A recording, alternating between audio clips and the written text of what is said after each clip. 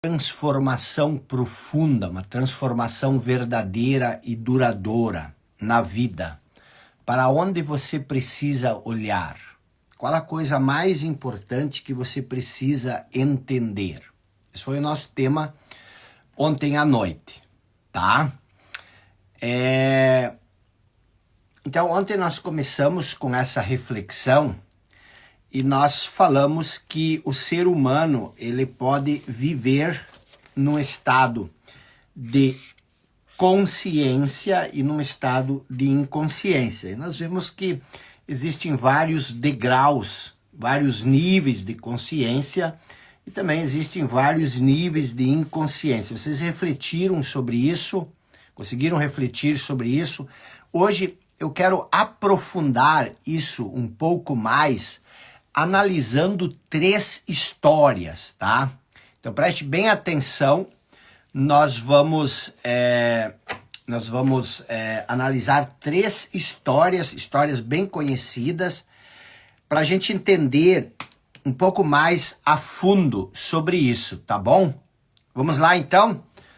Vou fechar aqui os comentários para a gente se focar total, tá bom? Então, a primeira das histórias vem da própria filosofia.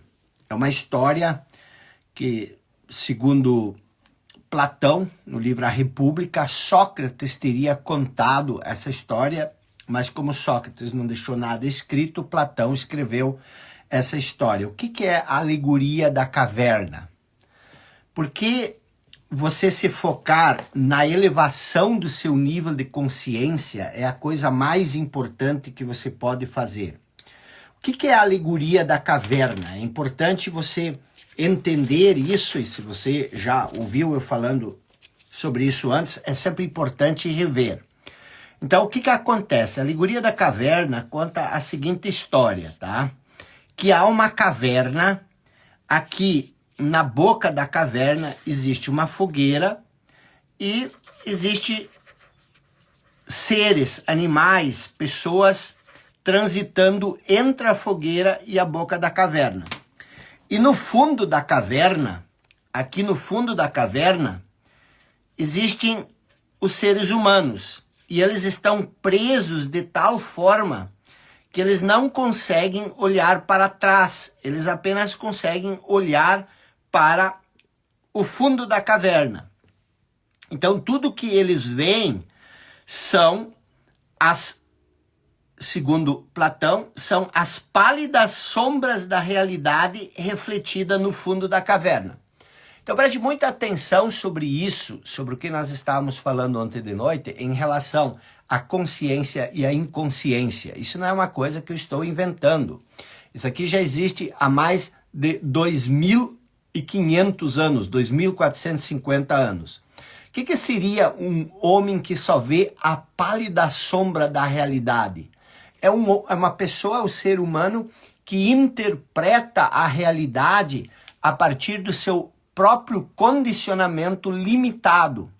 Então ele não tem uma interpretação real, uma contemplação real da realidade. Ele só percebe a realidade através do filtro do seu condicionamento. Então, preste bem atenção, o que Sócrates, ou Platão, quis dizer? Ele quis dizer que nós, quando vemos a realidade, nós não vemos a realidade como ela é. Nós vemos a realidade filtrada pelo nosso condicionamento, pelo nosso pensamento. Isso, apesar de ser filosofia, entender isso muda radicalmente a nossa vida. Por quê? Porque, veja bem, a primeira questão de uma mudança, de uma transformação, é você questionar a realidade. E quando eu falo de questionar a realidade, você precisa questionar a sua realidade. E a coisa mais importante da sua realidade, a coisa mais importante que você precisa questionar são as coisas que você pensa sobre si mesmo. Você tem uma noção de eu, uma ideia sobre si. Talvez seja uma ideia de incapacidade, talvez seja uma ideia de timidez, uma ideia de não ser muito inteligente, uma ideia de ser uma pessoa fraca, eu não sei. E mesmo que seja o oposto, questione, interrogue a sua percepção de eu, porque você vê a realidade a partir daquilo que você sabe, a partir daquilo que você conhece. Então, nós temos aqui esses homens no fundo da caverna, e e ali vem uma questão muito interessante. Aí ele diz que um desses homens conseguiu se libertar, e ele saiu da caverna. E aí ele saiu andando por aí, ele subiu e viu o sol, viu as borboletas, viu a vida, contemplou a realidade de maneira limpa, sem essa sombra do condicionamento. E aí ele percebeu que aquilo que ele tinha visto até então não era nada do que ele estava vendo agora. E a primeira coisa que aconteceu, ele se lembrou dos colegas dele no fundo da caverna. E ele disse, meu Deus, eu preciso voltar para a caverna, eu preciso avisar essas pessoas que o que elas estão percebendo não tem nada a ver com a realidade. E aí ele foi para lá, foi correndo para lá, e já não estava mais acostumado com a penumbra da caverna, tropeçou, caiu na frente dos prisioneiros, e aí ele disse para os prisioneiros, vocês precisam sair daqui. Nada do que vocês percebem é real. Vocês só conseguem ver as pálidas sombras da realidade. Existe um mundo encantado, existe um mundo mágico. A vida é diferente do que isso que nós estamos vendo aqui na penumbra da caverna. E aí o que ele fez? Fez o seu discurso. E o que as pessoas fizeram? Olharam para ele, olharam um para o outro e disseram, ó, tá vendo? Nós não podemos sair daqui. Porque se nós sairmos daqui, nós vamos começar a delirar, ficar louco que nem ele. Essa é a questão. A questão é que nós, eu sempre digo isso, nós não queremos mudar. Nós queremos que as coisas à nossa volta mudem, se transformem. Mas nós não acreditamos em nada além daquilo que nós sabemos. E aquilo que nós sabemos é a realidade que nós temos hoje. Então, se você não conseguir dar esse passo para sair dessa prisão, se você não consegue romper essas amarras que nos prendem no fundo da caverna, nós sempre vamos, quem está preso no fundo da caverna, sempre vai defender o fundo da caverna.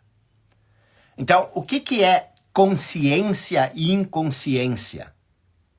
A inconsciência é você viver no fundo da caverna e você confundir a realidade com as pálidas sombras da realidade.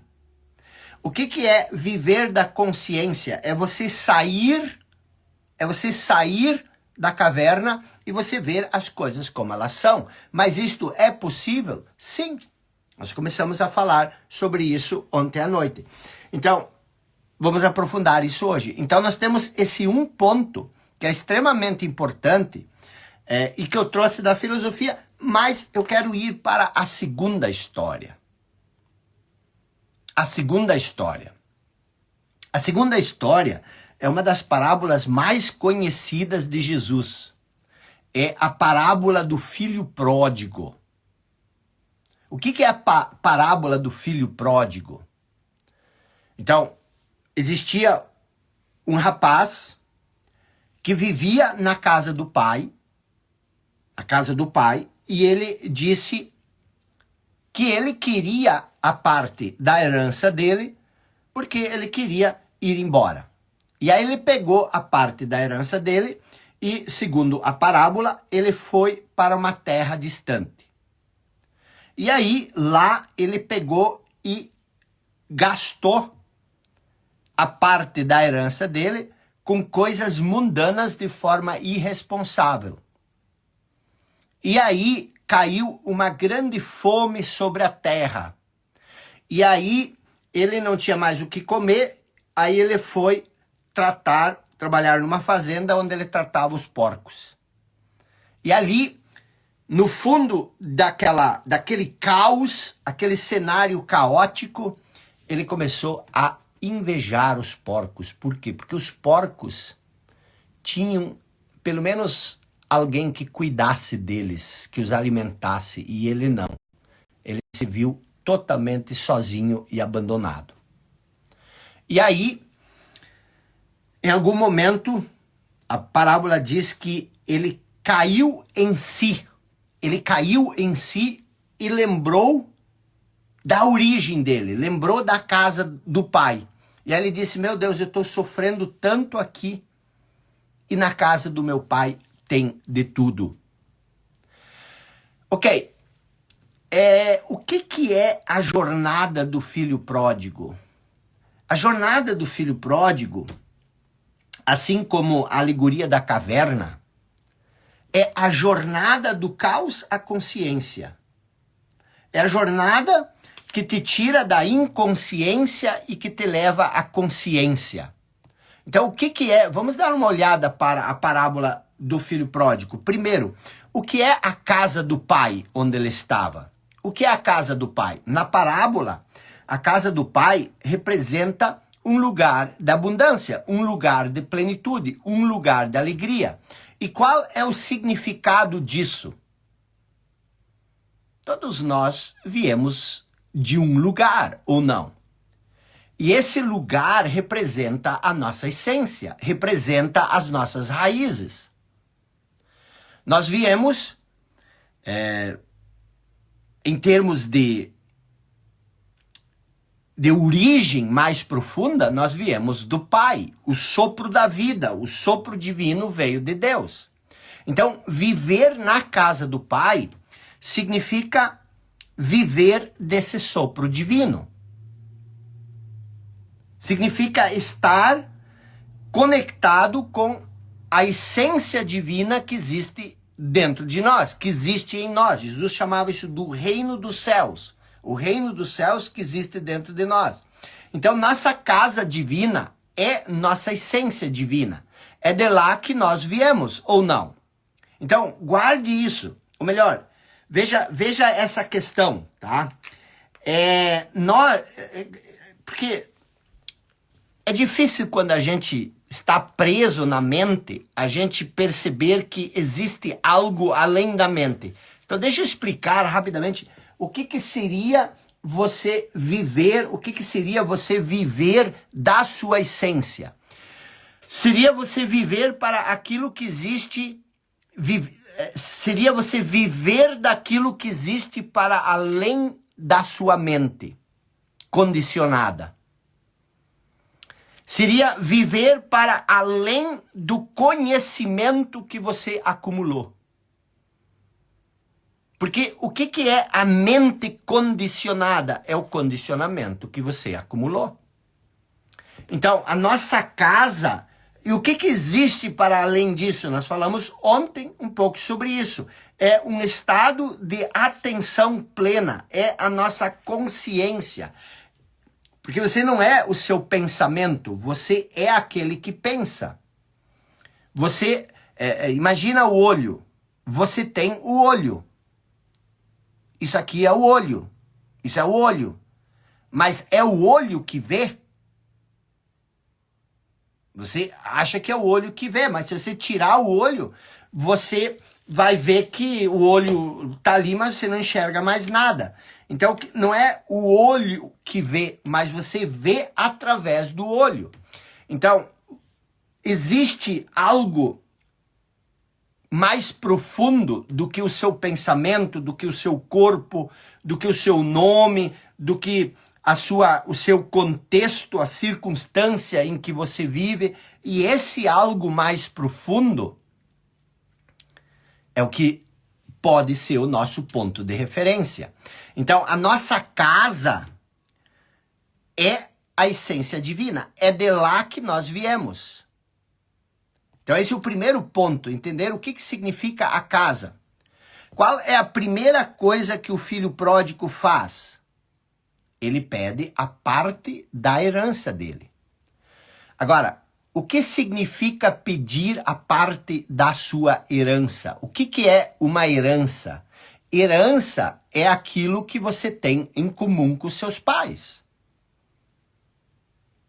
Ou com seus tios, ou alguém que deixa uma herança para você. Mas a herança sempre é algo que você tem em comum com alguém. Então, o que significa? Se a casa do Pai é nossa essência divina, qual é a nossa herança divina?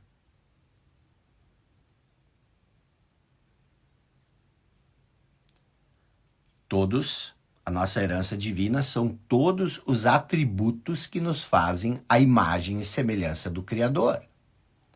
Essa é a nossa herança. E quais são esses atributos? Deus é criador, você é criador. Você é a única espécie que cria. Nenhuma outra espécie no universo cria. Você é a única espécie, nós somos a única espécie que cria. Aí você diz, mas o João de Barro cria. Não, o João de Barro constrói aquela casinha dele por instinto. Então, você cria. Por quê? Porque você tem algo que te faz a imagem e semelhança do Criador. Olha como isso é interessante. Nenhuma outra espécie cria. Nós criamos. Por isso, nenhuma outra espécie é a imagem e semelhança do Criador. Todas as espécies, todas as formas de vida são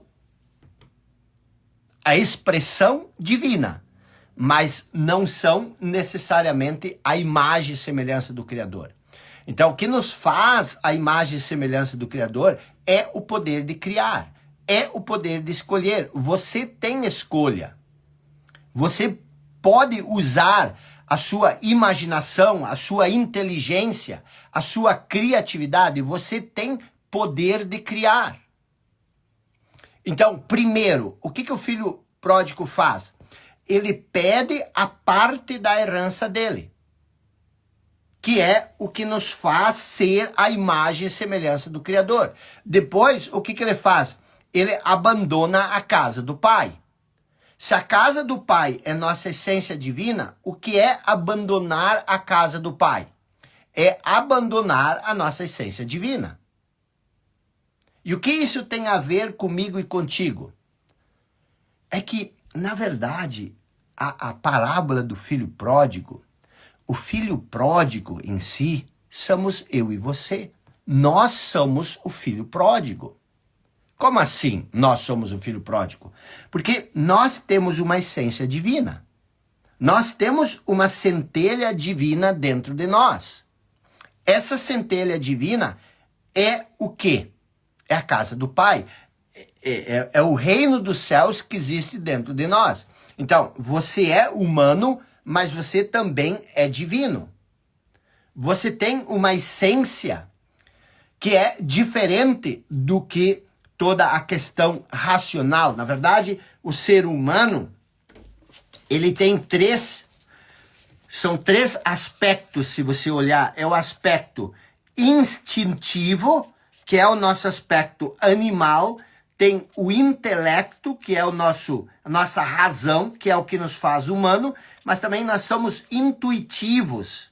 O que é? A intuição, ela se difere da razão, porque a razão, ela segue um passo a passo para chegar a um ponto. A intuição, não, ela é um salto que vem do nada.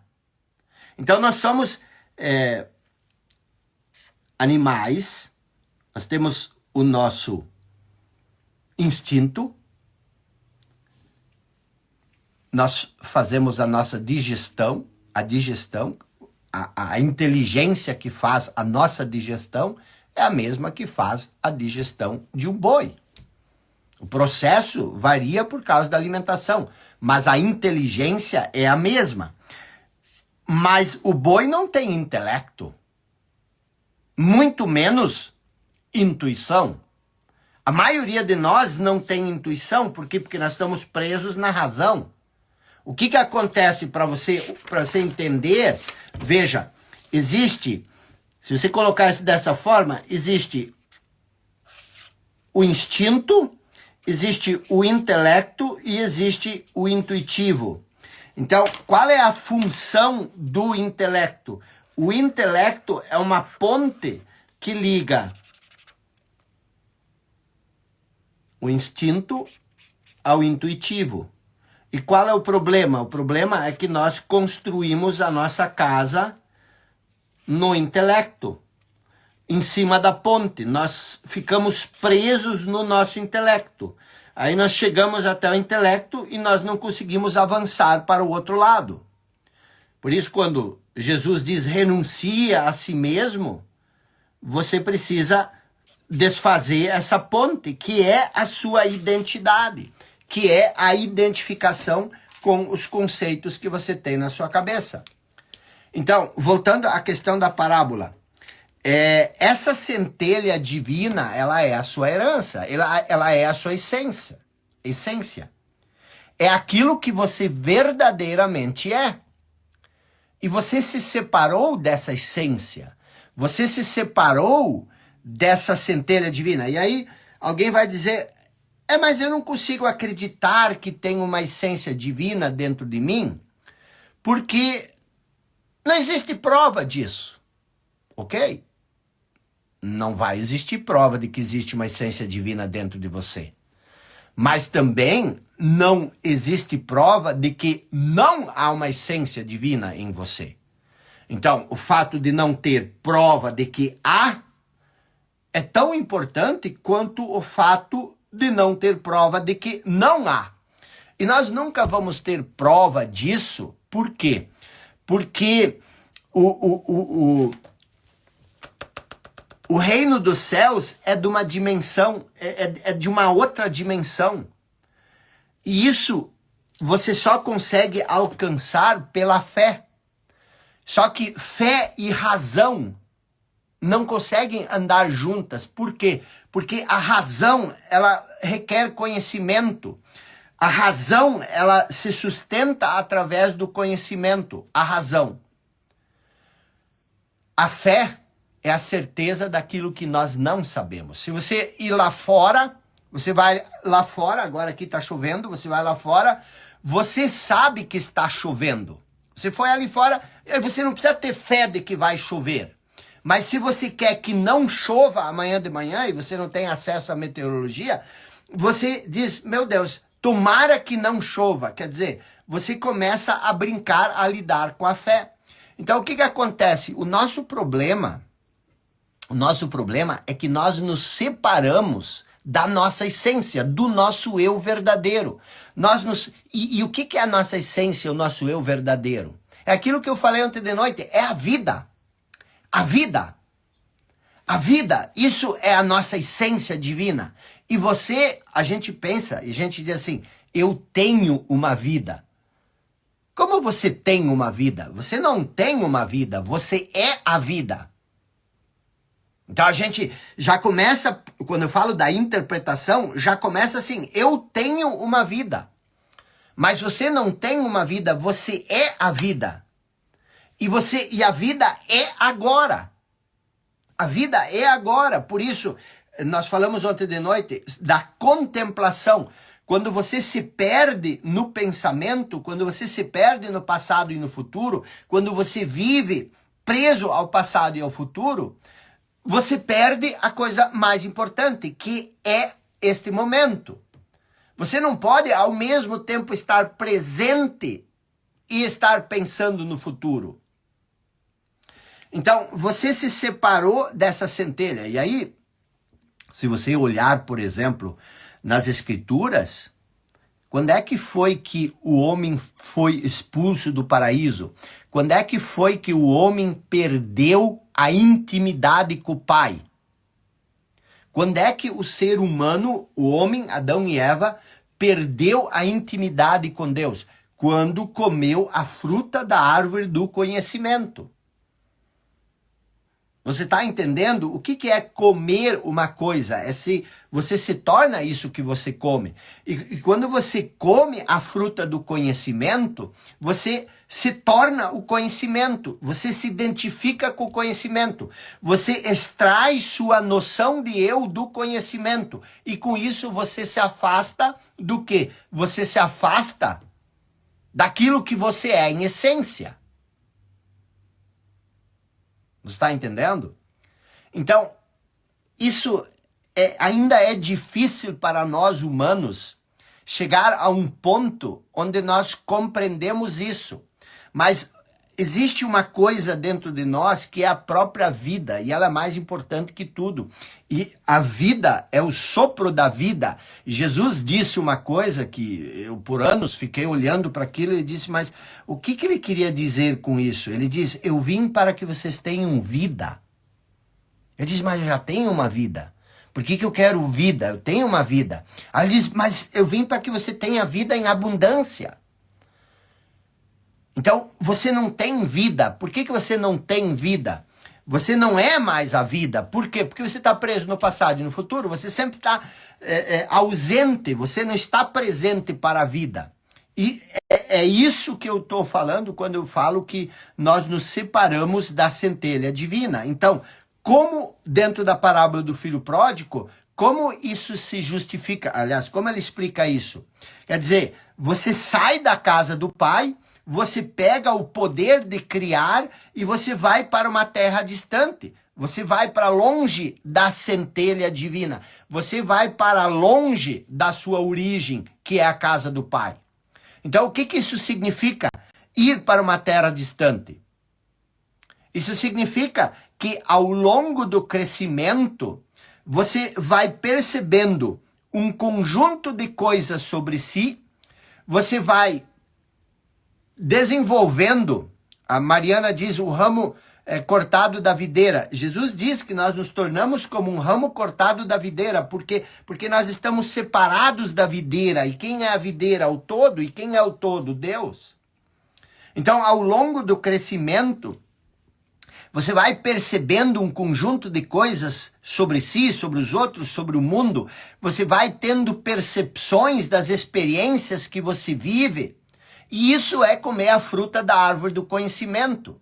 Por quê? Porque essas percepções se tornam o conteúdo da sua mente condicionada. E você passa a ver o mundo através dessas percepções que você acumulou ao longo do tempo. E você passa a se identificar com esse conteúdo. E com isso, você não tem mais a vida. A vida, que é este momento, fica soterrado sobre essas percepções do passado. Você passa a se identificar com as experiências do passado. Você extrai uma noção de eu das experiências do passado. E hoje você acredita que você é essas experiências. Você era uma centelha divina. Na casa do pai, você vivia em intimidade com o pai. Aí chega o momento que você come a fruta da árvore do conhecimento. A sua centelha divina é aquilo que você é para além daquilo que você pensa sobre si. Então agora você criou essa ideia na sua mente e você passou a se identificar com essa ideia. Então preste muita atenção. Tudo isso que nós estamos vendo ontem e hoje, que nós vamos ver amanhã, isso é verdadeiramente transformador. Essa é a coisa primária. O resto é importante? Mas é secundário. Então, você se tornou esse pequeno feixe de ideias, essas ideias sobre si. Você se reduziu a essa meia dúzia de coisas que você acredita e pensa sobre si. Você se identificou com isso, você pensa que é isso. É isso que é viver no fundo da caverna. É isso que é viver no fundo da caverna. Einstein chamava tudo isso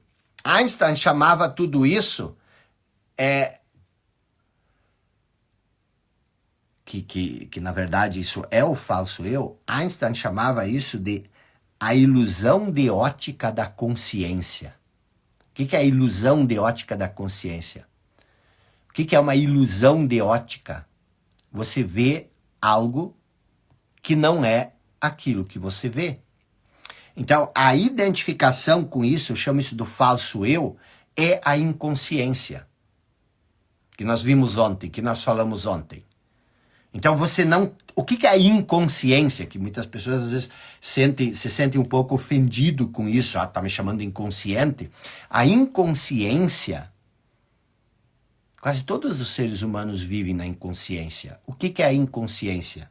É não ter mais consciência de quem você verdadeiramente é. Isso é a inconsciência. Não é que você é inconsciente em relação ao mundo. Você é inconsciente em relação à sua origem. Você erra a sua origem. Você pensa que você é uma coisa, mas você é outra coisa. Isso é a inconsciência. Imagina, você pensa que você é incapaz, você pensa que você não tem a inteligência necessária, você pensa que você não é ninguém, você pensa isso, você pensa aquilo, e você também pode pensar o oposto, mas nada do que você pensa é verdadeiramente você. Aquilo que você pensa é sobre você. Você tem um nome, mas você não é esse nome. Você pode mudar de nome e você continua a mesma pessoa. Você não é o seu corpo. Você pode fazer um transplante de alguma coisa e você continua sendo a mesma vida, a mesma coisa que você é. Então, esse falso eu, que é essa meia dúzia de ideias, de conceitos que você tem sobre si, essas crenças que você possui, se tornam a base de todas as interpretações. Você passa a ver o mundo a partir das ideias que você tem na sua cabeça. Por exemplo, se você pensa que você é incapaz, pode aparecer a oportunidade mais fabulosa do mundo na sua frente, mas você não vai ver essa oportunidade. Tudo que você vê é a sua incapacidade de fazer aquilo que você gostaria de fazer. Mas você não é essa incapacidade. Essa incapacidade é uma percepção, é uma ideia, é um conceito que você ajuntou de algum lugar e que você carrega consigo, e a maioria das pessoas carrega esses conceitos a vida inteira. Você se identifica com esse conceito e você deixa de ser uma essência, você deixa de ser a vida e você se torna um conjunto de ideias. Você passa a interpretar o mundo através desse conjunto de ideias. Por exemplo, se você se convenceu em algum momento de que você é tímido ou tímida, e a maioria das pessoas se convencem das coisas mais absurdas. Então você é tímido, você é tímida, isso é uma ideia que você coletou. E você passa agora a interpretar seletivamente a ideia ao seu redor. Mas presta atenção, quando eu falo essas coisas como a timidez é uma ideia que você coletou, isso significa que, em essência, ninguém é tímido. É lógico que a timidez, ela se torna uma coisa real. Ela se torna uma característica da sua identidade e você passa a ver o mundo através dessa característica. Mas a timidez é sobre você, não é você. Em essência, ninguém é tímido. Então você passa a interpretar seletivamente a vida através da sua timidez. Chega o momento de falar, você pode dizer, mas eu não consigo falar. Por que eu não consigo falar? Porque eu sou tímido. Mas eu não consigo fazer isso. Por quê? Porque eu não sou capaz. Como é que você sabe que você é incapaz? Como é que você sabe que você é tímido? Aonde isso está escrito? A partir do que você concluiu isso? Eu sou uma pessoa feia. Eu mesmo, a vida inteira, eu fui. A vida inteira eu acreditava que eu era extremamente indesejado. Porque eu era feio. Eu sempre acreditei, na minha adolescência, na minha infância, que eu era horrível, que eu era feio. Que ninguém gostava de mim porque eu era feio. Mas da onde eu tirei essa ideia? Eu não sou feio, não sou bonito, eu sou o que eu sou, mas da onde eu tinha tirado essa ideia de ser feio? Isso me atrapalhou uma vida inteira. Era uma ideia. Era uma ideia. E o que acontece? Lógico, eu sofri muito bullying por ser ruivo, enfim, todas essas coisas. Então, o que acontece? Isso é extremamente importante o que nós estamos falando aqui. Isso é a base, isso é o fundamento. E quando você tem uma ideia de que você é feio, de que você é feia, de que você é tímido, de que você é incapaz, de que você não é inteligente, de que você é isso ou aquilo, você passa a viver no fundo de uma caverna, onde você só vai ver as pálidas sombras da realidade. Mas o que seriam essas pálidas sombras? É a realidade filtrado pelo seu mundo conceitual. É para isso que Jesus nos alerta quando conta que o filho pródigo deixou a casa do pai e partiu para uma terra distante, para uma terra longínqua. Depois ele diz que o filho pródigo desperdiçou a sua herança vivendo irresponsavelmente. O que nós fazemos? Nós fazemos exatamente isso. Você tem o poder de criar, você tem tudo que é necessário, mas o que você cria? Você cria coisas que você não quer.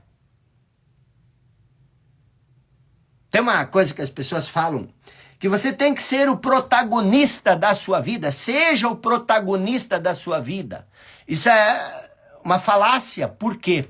Porque você é o protagonista da sua vida. Não existe outro protagonista. Você é o protagonista da sua vida. O que é o protagonista? Eu vi o Marcos Tardim aí.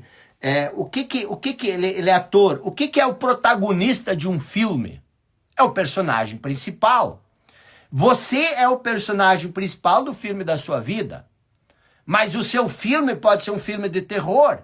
E você é o personagem principal do seu filme de terror. Você pode viver um drama, a sua vida pode ser um drama e você é o personagem principal do seu drama. A sua vida pode ser uma comédia, você é o protagonista da sua vida, você é o protagonista. Você cria, não importa o tamanho da sua miséria, é você que cria isso. E não é, quando eu falo de miséria, preste atenção, não é a pobreza circunstancial. Não é o sofrimento que existe à sua volta. Porque não é isso que cria a miséria. O que cria a miséria é a história que você conta sobre isso.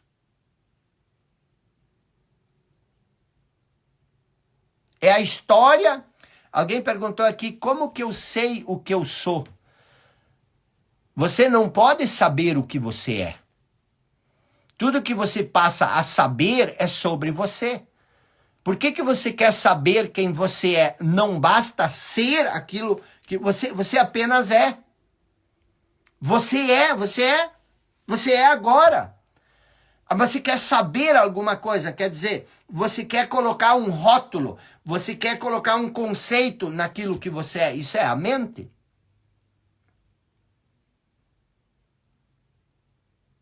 Você simplesmente é. E quando você é agora. Então, voltando para a parábola, ele diz que o filho pródigo desperdiçou a herança vivendo irresponsavelmente. É isso que nós fazemos. O que é ser irresponsável? Isso também parece uma ofensa, mas não é. Ser irresponsável significa você não ser hábil a dar a resposta. Você não assume a responsabilidade sobre a sua vida. Você atribui a responsabilidade ao ambiente, ao passado, às circunstâncias, mas não importa, preste atenção, não importa a circunstância. A circunstância não determina quem você é. E aí eu sempre explico a diferença entre vida e condição de vida. A vida é uma coisa, a sua condição de vida é outra coisa. A sua condição de vida pode ser caótica. Geralmente existe um caos na sua condição de vida. Imagina nesse mais de 500 mil de pessoas desalojadas no Rio Grande do Sul. A condição de vida dessas pessoas é um caos. A condição de vida. Mas a vida é um caos? A vida em si, o que elas são? Não é.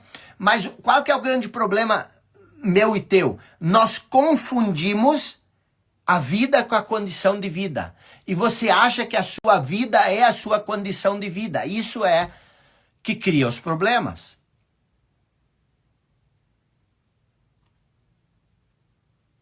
Então, nós, assim como o filho pródigo, nós desperdiçamos a nossa herança. O que é isso? Quando você se identifica com a mente, o que acontece? Você está o tempo todo pensando. Lembra, ontem de noite nós falamos sobre a voz na cabeça, eu perguntei quem é a voz na cabeça. Essa voz na cabeça que você pensa que é você, essa voz na cabeça que você não consegue calar. E o que essa voz faz o tempo todo? Essa voz julga, essa voz comenta, essa voz, ela está o tempo inteiro produzindo conceitos, produzindo rótulos, ela cria uma tela opaca de conceitos, de imagens, de palavras, de julgamentos, de definições, e você se perde nisso. O dia inteiro você está matutando coisas que, no fundo, parecem importantes, mas não são importantes.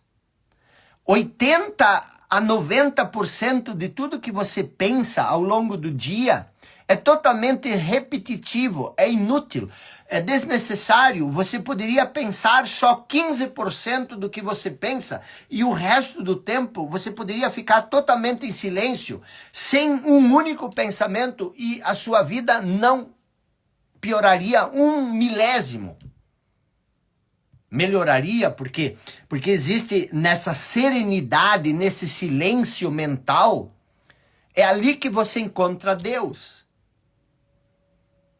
Quando Jesus diz para você orar, as pessoas sempre me perguntam, mas como eu vou orar? Como Jesus nos ensina a orar? Ele diz, entre para o seu quarto. Agora, preste atenção, no tempo de Jesus, as casinhas nem tinham quarto.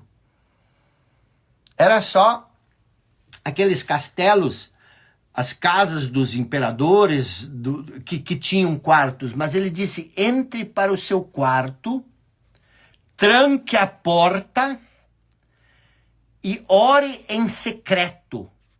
E o Pai que vive em secreto vai lhe ouvir. O que isso significa? Isso significa, você vai encontrar Deus no silêncio. Tranque a porta do seu quarto, para mim, eu não sei para você, mas para mim, quer dizer, cale a sua mente, mergulhe no ser, mergulhe na vida. É ali que você vai encontrar o reino dos céus.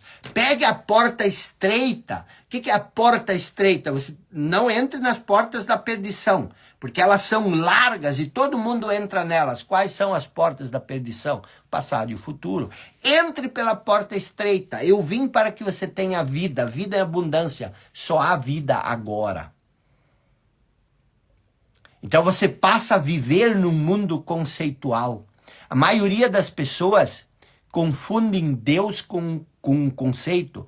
Muitas pessoas têm um conceito na cabeça e elas acham que Deus é esse conceito. E esse conceito se torna até mesmo a barreira. Elas nunca sentem verdadeiramente a presença divina, porque tudo o que elas fazem é lidar com uma ideia. Elas têm uma ideia sobre Deus e confundem Deus com essa ideia. E isso impede elas de ter essa experiência maravilhosa que Jesus fala. De mergulhar no secreto, de viver no secreto, de sentir no secreto. E por isso que nossas preces muitas vezes não são atendidas. Por que nossas preces muitas vezes não são atendidas? Porque muitas vezes a gente faz essas preces para uma ideia, para um conceito. Então você passa a viver nesse mundo conceitual. Você sabe o conceito de tudo, mas você não conhece nada. Você olha para uma rosa, isso é uma rosa. E você não admira mais, você não sente mais o aroma, você nunca... Quando foi a última vez que você sentiu a textura, o aroma de uma rosa? Você vê a rosa, mas o conceito te separa dela. Você já sabe que isso é uma rosa, você nem dá bola. Isso é uma rosa, eu já sei, isso é uma rosa. Mas o que aconteceria se você tivesse caído de Marte e você nunca tivesse visto uma rosa? E de repente você caminha na rua e você vê uma rosa. Não existe conhecimento da rosa, não existe conceito, você não sabe nem o que é a cor vermelha, você não sabe o que é a rosa. Você olha para aquela flor, você fica horas contemplando, o que é isso, como é que é isso? E você vive, você sente a rosa. As crianças fazem isso. Elas exploram tudo. E nós deixamos de ser crianças. Por isso Jesus disse, se você quer conhecer o reino dos céus, você precisa ser como a criança. Por quê? Porque a criança, ela não vive no mundo conceitual. Então, essa tela de pensamentos, esse mundo conceitual, nos separa das coisas. Eu sempre digo, as pessoas dizem, como eu lido com uma mãe tóxica? Eu digo, acabou. As pessoas falam, como acabou?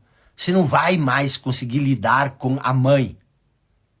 Com o ser que existe por detrás do conceito de mãe tóxica. Você agora vai lidar com o rótulo que você colocou neste ser. Você não vai mais enxergar a sua mãe como uma centelha divina, como você só vai ver esse rótulo que você colocou nela. As pessoas perguntam, você tem haters?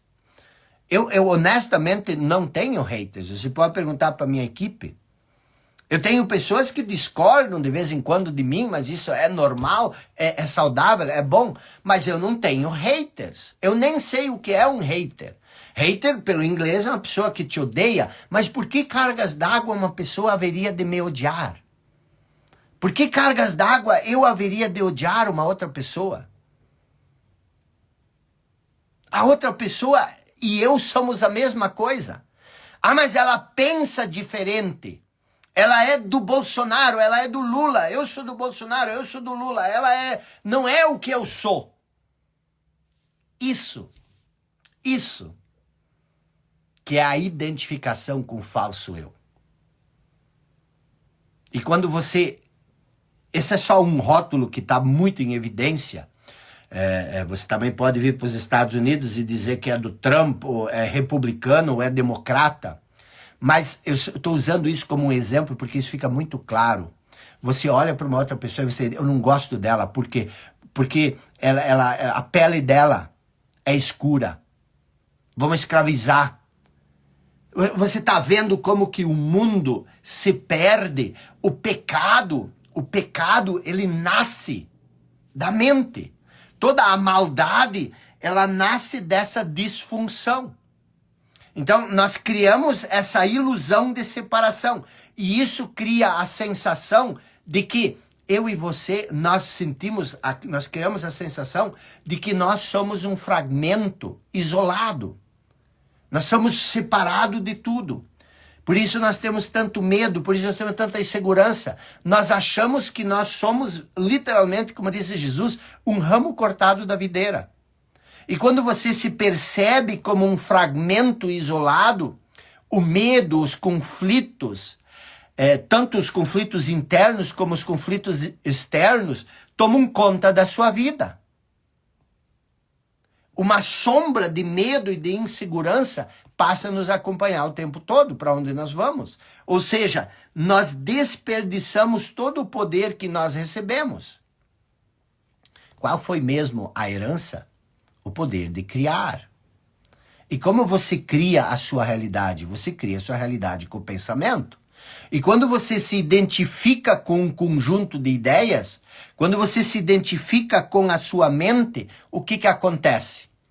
Você sempre pensa a mesma coisa. Você sempre vai pensar a mesma coisa. Você deixa de ter poder de escolha. Você se torna uma reação condicionada do seu pensamento. Você se torna um reflexo inconsciente desse falso eu. Você desperdiça a sua herança, criando coisas que você não quer. Você não cria mais, você apenas reage àquilo que já existe dentro da sua mente. Eu e você, preste atenção, eu e você, nós somos escolhedores infinitos. A todo momento, eu e você, nós entramos num campo de infinitas possibilidades, onde nós temos acesso a infinitas escolhas. Você faz escolhas o tempo inteiro. E essas escolhas, elas podem ser feitas de modo consciente ou de modo inconsciente. Vou dar um exemplo. Se eu passasse por você na rua e se eu te insultasse, eu mesmo aqui, se eu te insultasse, provavelmente você escolheria se sentir ofendido. Se eu dissesse um palavrão para você, você escolheria se sentir ofendido. Mas se eu te elogiasse, provavelmente você escolheria se sentir envaidecido. Você se sentiria grato. E você acha que você não fez essa escolha, mas você faz essa escolha. Só que nós estamos tão condicionados que nós achamos que se alguém diz um palavrão, é obrigatório que a gente se ofenda. E se alguém nos elogia, é obrigatório que a gente se sinta bem. Mas não é sempre uma escolha. Se eu te insultar, se eu dissesse um palavrão, você poderia escolher não se ofender. E se eu te elogiar, você também poderia escolher não se sentir envaidecido. Então, preste atenção numa coisa. Quer você entender isso ou não, se você gosta, se você vai entender isso ou não, se você vai gostar disso ou não, tanto faz. Mas a verdade é que o modo como você se sente é uma escolha. E agora, meu Deus, quando me falaram isso, eu fiquei pé da vida. Quando me disseram que o modo como eu me sentia, eu que estava meio deprimido a vida inteira, eu que me sentia com raiva do mundo, eu que me achava uma vítima do mundo, eu que era totalmente infeliz a vida inteira, as pessoas diziam, você escolhe ser infeliz. Não. Eu tinha 1001 argumentos. Olha para isso, olha para aquilo, olha a blasfêmia que você está falando. Mas a verdade é, preste atenção, a verdade é que o modo como você se sente é uma escolha. E por que parece que não é uma escolha? Porque a maior parte das nossas escolhas, elas são feitas inconscientemente. Aí você faz a escolha inconsciente, você não tem consciência das escolhas, e por isso você tem a falsa impressão de que isso não são escolhas, mas são. O problema é que quando você se identifica com a mente, quando você se identifica com o falso eu, você se torna um feixe de reflexos condicionados, baseados no seu falso eu. É como se você se olhasse no espelho e visse um reflexo. Você não pode escolher a imagem que você vê no espelho, porque ela reflete o que você coloca diante dele. Então você se torna esse feixe de reflexos, de reações condicionadas, baseadas naquilo que você acredita. E esses reflexos, eles são disparados o tempo todo como reações às circunstâncias, reações às pessoas. Quando você diz, essa pessoa me tira do sério, essa pessoa me incomoda, essa pessoa me irrita. Ninguém tem o poder de te irritar.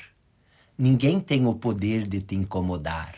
É você que se irrita com essa pessoa. Não é a outra pessoa que te irrita. A outra pessoa, ela tem um modo de agir, a outra pessoa tem um tipo de comportamento e você não aceita isso. E é essa aceitação que te irrita. Mas a não aceitação, ela é tua. A outra pessoa, ela pode ser do jeito que ela quer. Mas mesmo desonesta, claro, se ela quer ser desonesta, isso não é teu problema. Ela pode fazer as escolhas dela, vai ter as consequências.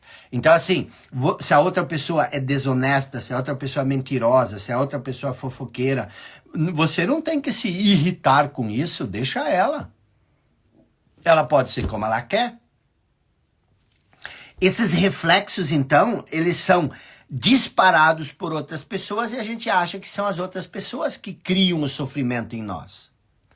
E isso faz com que você vá ter respostas repetitivas e previsíveis o tempo todo. E essas respostas, elas são escolhas, só que são escolhas inconscientes. Você não tem consciência disso.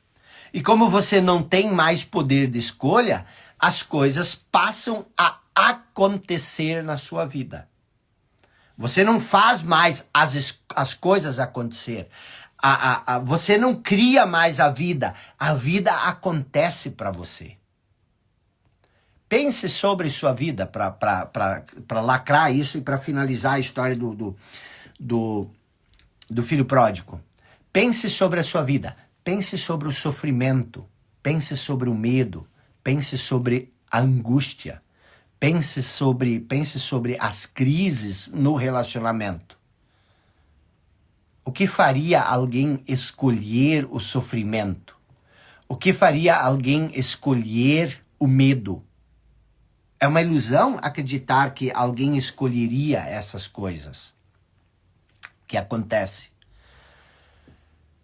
Uma escolha, toda escolha requer consciência, mas você vive inconsciente.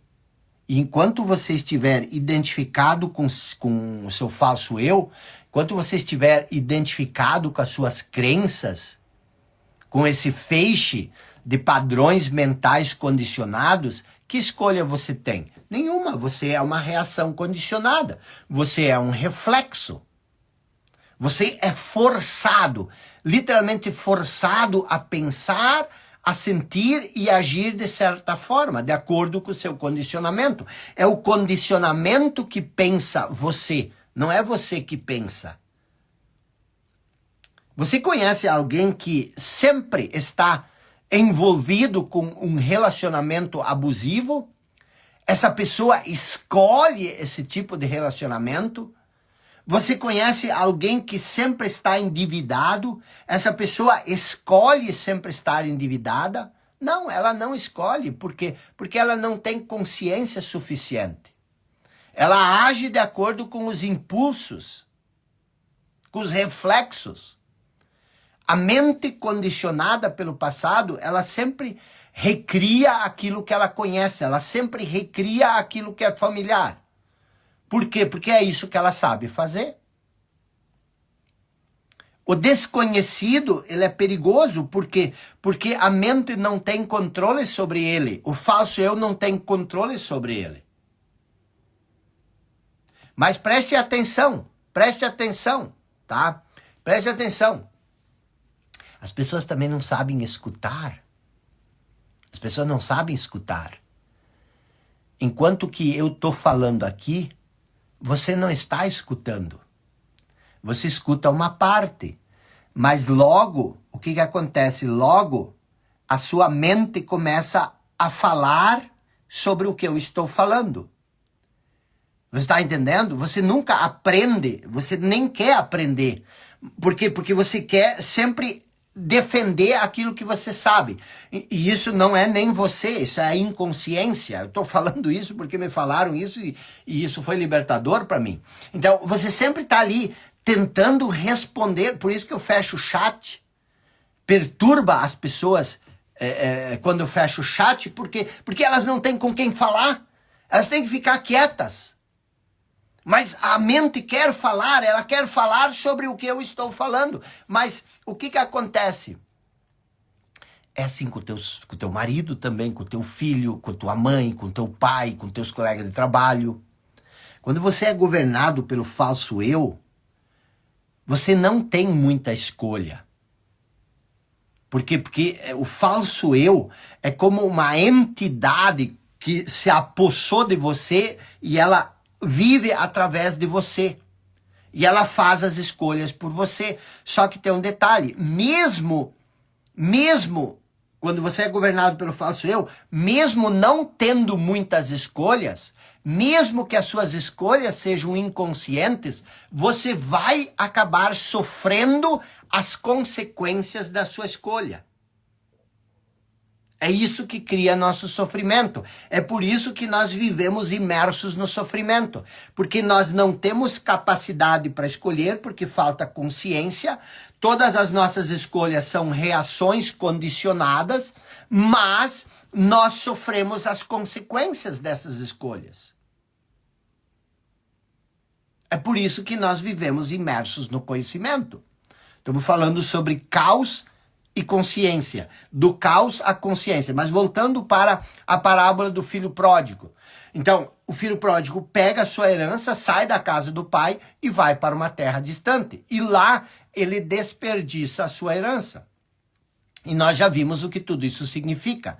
Aí, o que a parábola diz é o seguinte: uma grande fome recai sobre a terra. Quando você desperdiça o seu poder de criar, quando você usa irresponsavelmente ou inconscientemente o seu poder de escolha, uma grande fome recai sobre você. E o que é essa grande fome? É a necessidade de ter. A nossa insatisfação, a nossa busca desesperada e interminável por coisas, por reconhecimento. E não tem nada de errado em buscar essas coisas. Mas o que tem de errado é você achar que essas coisas vão suprir o vazio deixado pela desconexão com a sua essência. Você sente uma incompletude, você não se sente completo, você não se sente pleno. Falta algo o tempo inteiro. Claro, você esqueceu de si mesmo. O que falta? Você. Você vive esse falso eu e não sabe mais quem você é. É lógico que falta algo. E agora você... Não tem problema nenhum de você buscar coisas belas, carros grandes, bonitos, confortáveis, cheirosos, uma casa bonita, florida. Essas coisas, não tem problema de você querer isso. Mas você tem que entender que isso não vai melhorar a sua noção de eu por muito tempo, a não ser por um breve tempo. E não é nem essas coisas que preenchem o vazio. É que quando você alcança aquilo que você sempre buscou, você para de buscar. E quando você para de buscar, você se encontra. Pelo menos, mais ou menos. E esse encontrar é que te dá a plenitude.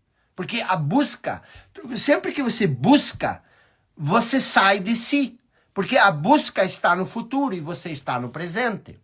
Pessoas vivem a vida inteira ansiosas, angustiadas. Por quê? Porque elas sempre querem algo que elas não têm agora. Se você conseguir viver no presente, não vai ter medo. O medo é em relação ao futuro. Você está aqui. Agora você não tem medo nenhum. Mas se você começar a pensar daqui um ano, Você vai ter medo que daqui a um ano você não sabe o que vai acontecer contigo. E esse não saber é o medo. Por quê? Porque você quer estar daqui a 12 meses. Você está aqui, mas você quer estar lá na frente e saber que lá na frente nada acontece. Isso é impossível. Aí você fica ansioso. Por quê? Porque você não pode saber o que vai acontecer daqui a um ano. Ah, mas se eu tivesse muito dinheiro, aí eu ia estar tranquilo, porque aí eu ia saber que daqui a um ano eu ia estar bem. Ha! Isso é um engano. Por quê? Porque daí se tu tivesse muito dinheiro, tu ia pensar, será que eu não vou perder esse dinheiro? Será que eu vou ter esse dinheiro ainda daqui a um ano? Meu Deus, e se eu perder tudo? Quer dizer, viver no futuro é um hábito. E é esse hábito que cria a ansiedade. Por isso que você sempre está ansioso. Pense quando você fica ansioso. Você fica ansioso quando você sai do momento presente. Por que você tem medo? Porque você não sabe o que vai acontecer amanhã. Você não tem medo desse momento. Nada pode acontecer agora. Mas você não sabe o que pode acontecer amanhã. Isso cria o medo. Se você viver agora, você não tem medo. Você está deitado na cama, quentinho. Espero que você não seja um desses desalojados lá do Rio Grande. E se você for, meus sentimentos, tudo vai melhorar, você vai ficar bem. Mas você está deitado com o cobertor até as orelhas e você começa a pensar no futuro e você não consegue dormir de ansiedade. É disso que nós estamos falando. Então, o que é a grande fome? Você saiu da casa do pai. E isso que provoca a fome. É a necessidade, é a insatisfação, é a busca interminável por coisas, por reconhecimento, por validação. Mas por mais que você consiga coisas, a sensação permanente de não se sentir completo, esse desespero silencioso não nos abandona. É como uma saudade permanente. É um constante sentimento de falta. Você já teve saudades de uma pessoa? Essa saudade não vai embora. Ela nos incomoda, ela nos perturba, ela nos acompanha o tempo todo. E você tá com saudade a vida inteira. Saudade de quem? Saudade da sua essência. Saudade de si mesmo. Essa é a grande fome. Só que nós não entendemos de onde ela vem. Nada faz sentido, nada me satisfaz, nada me completa. Claro, você esqueceu a parte mais importante de você, que é você mesmo. Então nós não temos mais consciência de quem somos, nós vivemos identificados com uma ideia que nós criamos sobre nós e nós queremos ser felizes. E o que acontece em seguida na parábola do filho pródigo? Ele vai para a fazenda cuidar dos porcos. E ali acontece uma coisa extraordinária. A inveja. A inveja, você está no fundo do poço. Você sente inveja. O que é ter inveja? É você se sentir tão pequeno. É você se desprezar tanto que você não quer mais a sua vida. Você quer a vida do outro. Você não permite que o outro tenha. Por quê? Porque você se sente tão inferior que você sente inveja. E a inveja é o fundo do poço, é o caos. Então, ele tem inveja dos porcos. Ele tem inveja dos porcos.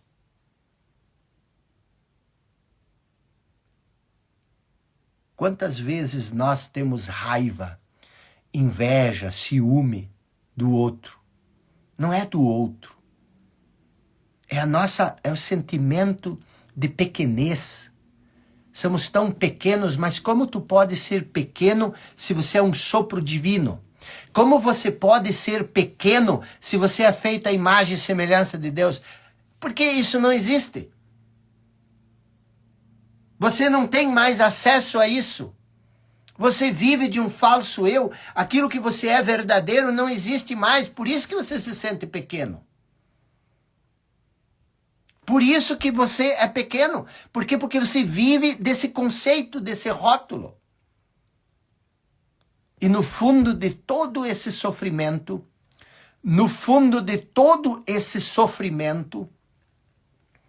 a parábola diz, ele cai em si. O que é cair em si? Quando é que você cai em si? Você cai em si quando? Quando você se dá conta de uma coisa. Quando você desperta, quando você percebe, opa, ele caiu em si, agora ele percebeu. Então, a parábola diz que o filho pródigo caiu em si. Ele despertou. O que é cair em si? É despertar. Ele lembra que lá na casa do pai tinha de tudo. Que toda essa escassez, até a inveja dos porcos não faz sentido. Por quê? Porque ele volta a ter consciência da sua origem. E ele lembra de tudo, ele lembra que aquilo tudo que ele busca, ele lembra de tudo que ele tinha. Aí ele diz assim, meu Deus, tudo que eu busquei a vida inteira saindo da casa do pai, existe, já tem lá, já está na casa do pai. E aí ele pega e ele diz, meu Deus, eu estou desesperadamente buscando coisas, não tenho nem direito o que comer. Agora, lá da onde eu vim, tem tudo. Lá de onde eu vim, tem tudo. E ele começa a jornada de volta. E o que eu quero que você entenda? Essa é a nossa missão. No fundo do caos, no fundo do sofrimento, cair em si e relembrar da nossa grandeza, relembrar da nossa origem e voltar para onde nós vivemos. O sofrimento é uma força que nos leva a isso. Esse é o propósito que existe no sofrimento. Quando tudo está bem, você vive nessa ilusão das coisas, a ilusão da forma, mas quando a dor, quando a perda é muito grande, é nesse momento que você cai em si.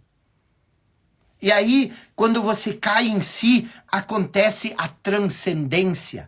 O que você transcende do humano, você transcende da ilusão desse mundo conceitual e você volta a perceber a vida. Você relembra da grandeza da sua origem. Você volta para onde você veio. Eu sempre digo que nós temos 3 propósitos. O propósito interno, o propósito externo e o propósito supremo.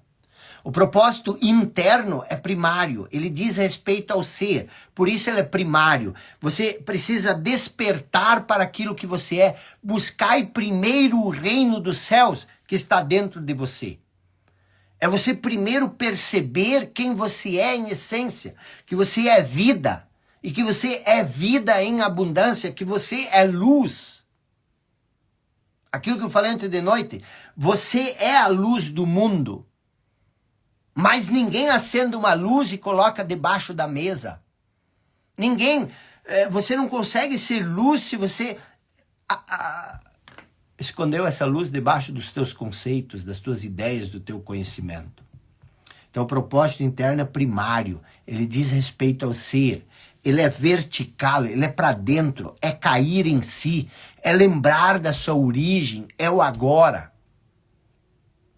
E ele é primário. O propósito externo é secundário. Ele é ligado ao fazer. Você só pode fazer quando esse fazer é ligado ao ser. Quer dizer, você pode fazer do jeito que você quiser, você pode fazer sem ser. Mas eu estou dizendo que o fazer só tem sentido quando ele nasce do ser. Jesus disse, as coisas que eu falo, as coisas que eu faço não vêm de mim, mas vêm do Pai que está em mim e que através de mim faz a sua obra. Então a vida quer viver através de você. Você é uma manifestação da vida. E Deus é vida. Então você é uma manifestação divina. Deus quer se manifestar através de você. Mas você não permite porque você criou essa barreira conceitual. E isso torna a vida problemática. Isso torna a vida difícil. O propósito externo ele é secundário, ele é horizontal. Este sim é ligado ao tempo. Você fez ontem, você vai fazer hoje, você vai fazer amanhã. Você planeja a vida, você imagina o futuro, você lembra o passado, mas isto é a sua condição de vida, não é a sua vida. Então o propósito primário é o ser, o propósito secundário é o fazer. E o propósito supremo, que é o terceiro, é a harmonização, o equilíbrio, a integração dos dois. Aí você vai viver bonito. Falando em bonito, tem um poema muito bonito, de um poeta americano chamado T.S. Eliot. E ele diz o seguinte, e os poetas, os bons poetas, eles sabem disso. E ele diz o seguinte, não cessaremos de explorar. Quer dizer, você continua explorando. Não cessaremos de explorar. E o fim de toda a nossa exploração será chegar onde começamos e conhecer este lugar pela primeira vez. Eu vou repetir. Não cessaremos de explorar. E o fim de toda a nossa exploração será chegar onde começamos e conhecer este lugar pela primeira vez. Essa é a jornada do filho pródigo. A jornada do filho pródigo é isso.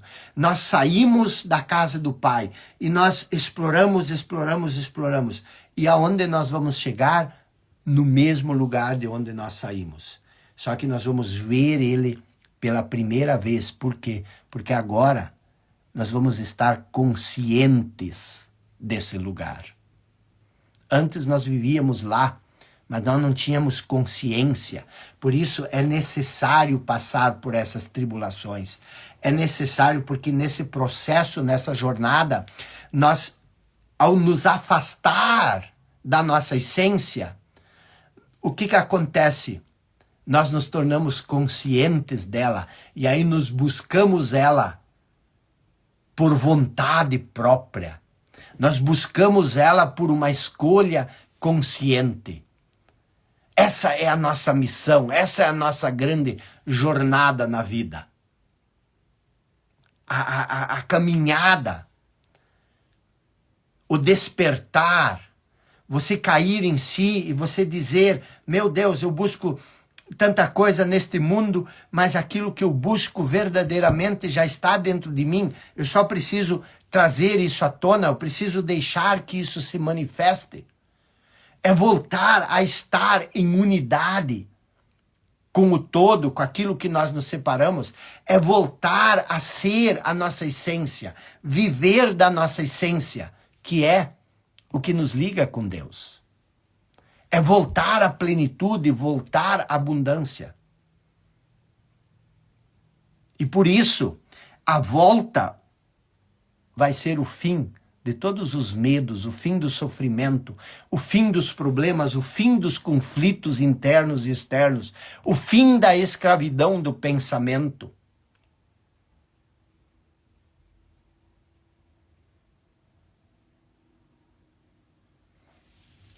Então, senhores e senhoras,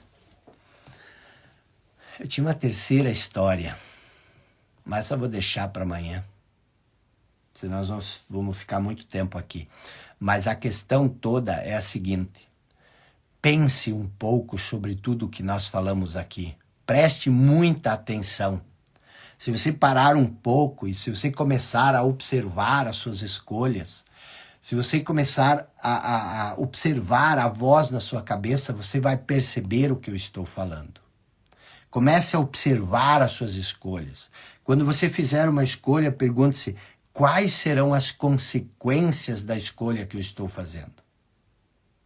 Essa escolha vai trazer felicidade para mim e para os outros ao meu redor?